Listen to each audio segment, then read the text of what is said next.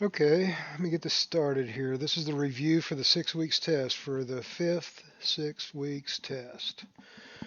All right, slideshow, start from the beginning. Okay.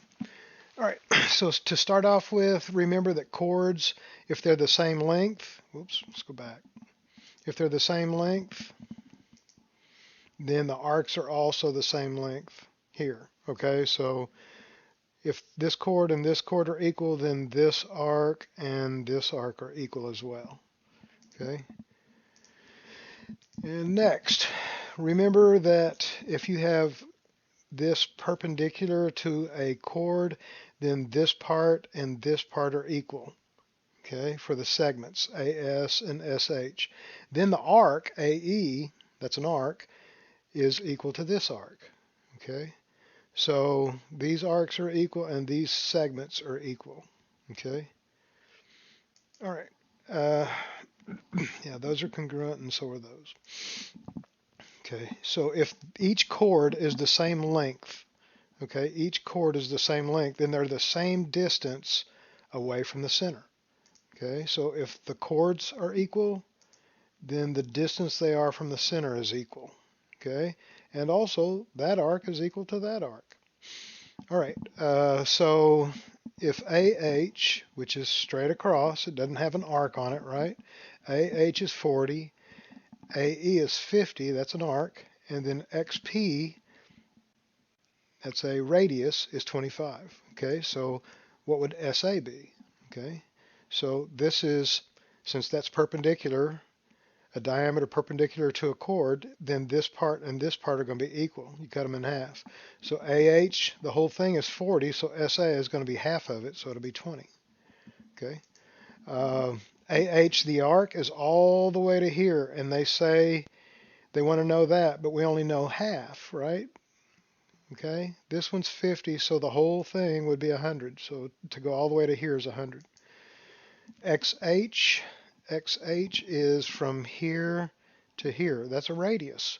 So XP is also a radius, so this would be 25. And then is XA equal to XE? Yes. Okay. Um, XA and XE are both radiuses or radii. Okay, so just kind of quickly the same concept. BC is this arc all the way to here, 26. BC, the segment, is straight across and it's 48. They want to know BD.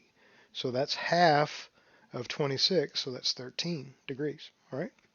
Now let's go the other way. Uh, BC is 26. Okay, that's the arc. Now BE is this little part, which is 24. So how would I find BC straight across? I would double the 24, right? And it'd be 48. So 24 and 24 would be 48. Okay, so on a problem like this is a diameter, right? If that's a diameter, then these three add up to 180, right?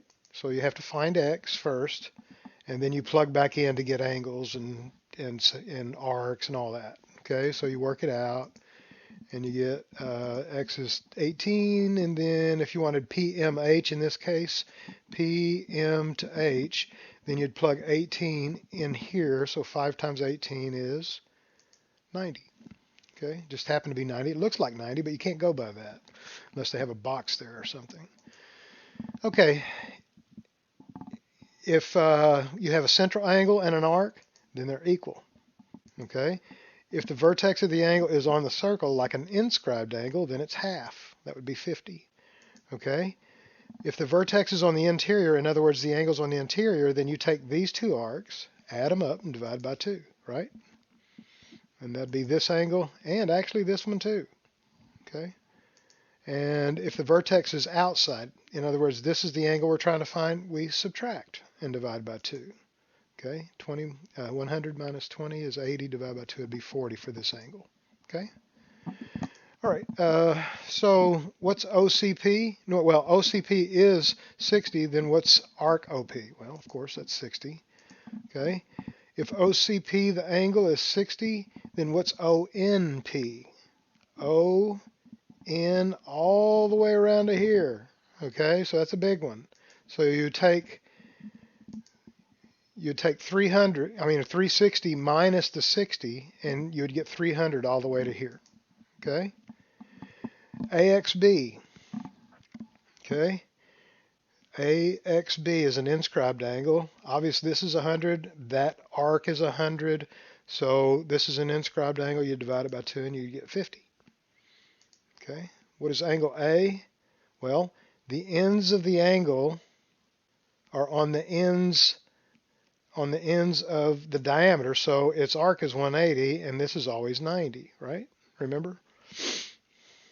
Okay. Finding angle 1. Well, this is add them, divide by 2, right?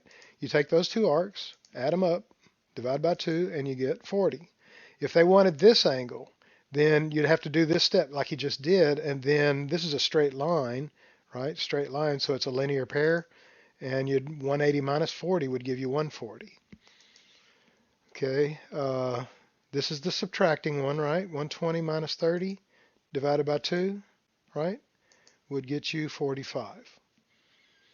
Okay, on this one we've got two tangents. It's an outside one, so it's going to be a subtraction, but we've got to find this arc first.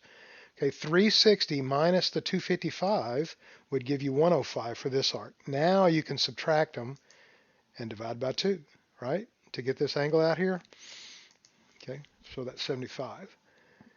And we need this arc so we can subtract 30 and divide by 2, but we don't have this arc. But 360 minus all of these added up, so 120 and 30 is 150, and 110 is 260.